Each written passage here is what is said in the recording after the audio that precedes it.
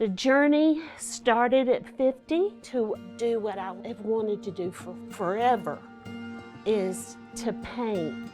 Not only is she a fabulous artist, she is a very generous teacher.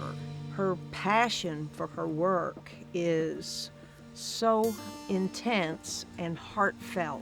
We've got to be willing to make a mess to bring beauty. A lot of beauty comes out of a mess, and that goes for life as well as painting. Every maker, every artist, every creative, Kathie included, wants to be known, not just for what they do, but for who they are. And Kathie gets that out of people. She is able to paint a place that you feel like you've been.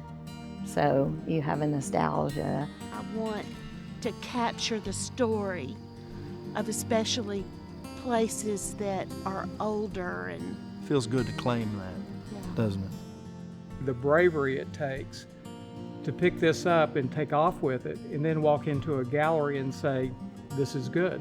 What's amazing about Kathie is the reverence she has for creating art. As an artist, I can think about it the way I need to think about it. oh, I really hope that y'all will come join me. I'll be home and I'd love to have you here.